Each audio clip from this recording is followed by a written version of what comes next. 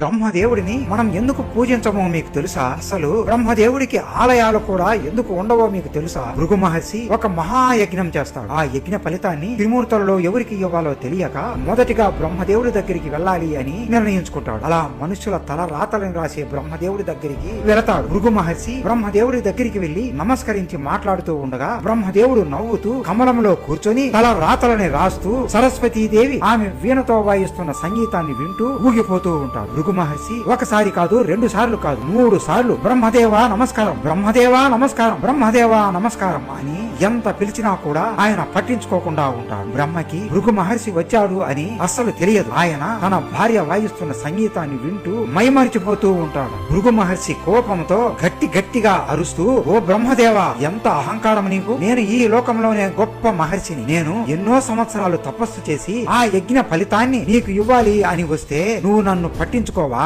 ఎన్నిసార్లు నిన్ను నేను పిలుస్తున్నా పట్టించుకోకుండా నీ భార్య వాయిస్తున్న సంగీతానికి మైమరిచిపోయి ఊగిపోతున్నావా? నన్ను ఇంతగా అవమానిస్తావా?